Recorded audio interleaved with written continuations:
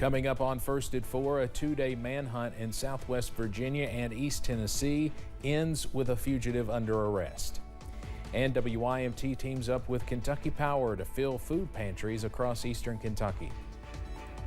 Plus, our fall preview continues to close out the work week, but some changes are ahead for the weekend. Those details coming up as Mountain News First at 4 starts now.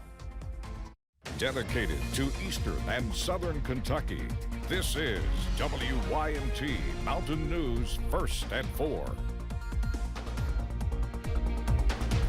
Good afternoon, I'm Steve Hensley. First at 4, we begin with breaking news out of East Tennessee. Authorities say the man at the center of a police investigation and manhunt in Lee County, Virginia, which later expanded into East Tennessee, has been arrested. Jason Dockery from Knoxville is accused of killing 38-year-old Shasti Mayberry in Anderson County on Tuesday. Investigators say she was in a car with Dockery when he stopped on the side of the road and shot her multiple times.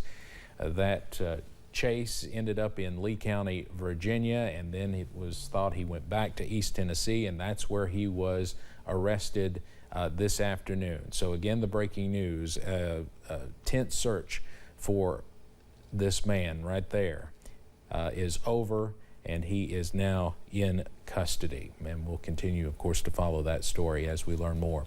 One eastern Kentucky Sheriff's Department is temporarily closed. Breathitt County Sheriff John Holland announced on social media last night his office would be closed following the fiscal court's decision to table his funding request for payroll. Breathitt County Judge Executive Jeff Noble says the fiscal court is waiting to hear directly from the sheriff. You know, I don't know why he's at this point, but the fiscal court wants to sit down and say, why do you need $40,000? How did you mess up with the budget this way, or what happened to cause it to be a shortfall? Sheriff Holland said his vehicles will be parked by the courthouse until the issue is resolved. In the meantime, Jackson Police and Kentucky State Police will be filling the void. We'll have more about this tonight at 6. A teacher and assistant coach at Belfry High School in Pike County has resigned, and the district superintendent says that teacher, Nathan Coleman, is being investigated. Superintendent Reed Atkins released a statement today saying in part, quote, Pike County Schools is aware of the allegations of impropriety against a district employee.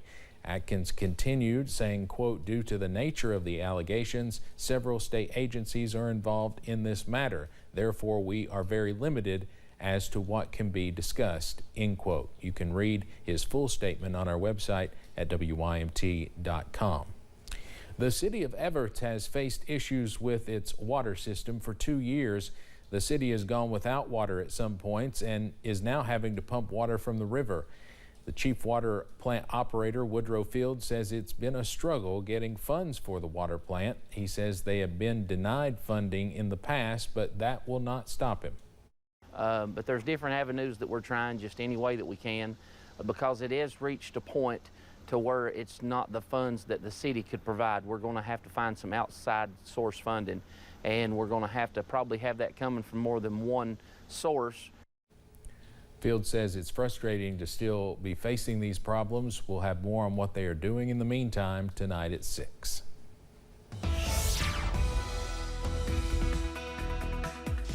Well, we are tracking some fantastic weather across the mountains for your Thursday, and that's going to linger into your Friday as well. Here's a live look over at Buffalo Mountain as our fall preview continues. Dry under nothing but sunshine, blue sky. That current temperature is below average at 77 degrees. Most of us right now in the middle to upper 70s and some lower 80s out there as well. 81 for Somerset, 78 for London, and 73 for Pikeville, also in Clintonwood. We also have a little bit of a breeze out there, 5 to 10 miles per hour out of the northeast, so it feels really nice out there for your Thursday afternoon. We are dry on the radar, all thanks to high pressure to the north, and that will continue to filter in some cooler and drier air into tonight. So if you have any plans to be outdoors for Thursday evening, also into Thursday night, we stay dry. Under that mainly clear sky, those temperatures falling into the middle and lower 50s for most of us as you wake up on Friday. Watching out though for, again, some upper 40s out there on your Friday morning commute. Some awesome weather on the way for the end of the work week, but more showers are possible by this weekend. Those details coming up in just a few minutes. Steve?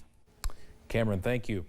Power Up the Pantry is set up in 3 locations around the region to help God's Pantry Food Bank collect non-perishable items and monetary donations.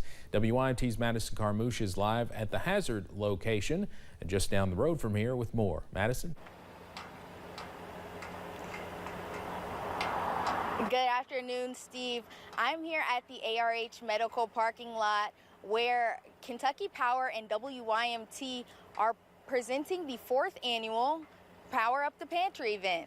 The goal is to power up food bank pantries ahead of the power up busy holiday season.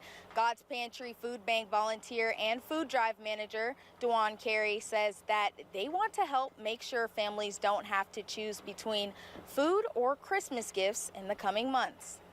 Our power bills and our gas bills and everything is just going up, and we all know food is really expensive right now. So hopefully, getting food to our local pantry organizations, our partner organizations, the food that we collect here today will actually go to New Hope.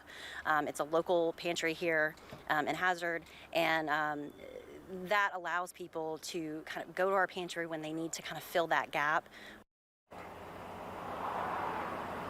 Carey also adds that no donation is too little or too small, with $1 being able to afford 7 meals. And we actually just received this plaque from someone over at Kentucky Power from the New Hope church that is going to be holding these donations. So that's what we have going on here at the ARH Medical Mall parking lot for Power Up the Pantry. And I'll send it back to you, Steve. All right, Madison, thank you very much. You still have time to get out and donate if you can. Coming up at 4:30, we'll check in with Buddy Forbes, who is at the Power Up the Pantry event over in Pikeville, to get a look at how things are going over there. And there's also a location in Ashland. Coming up on First at 4, a historic strike among tens of thousands of United Auto Workers may just be hours away. And we are tracking rain chances to return for parts of the weekend. Those details coming up after this break.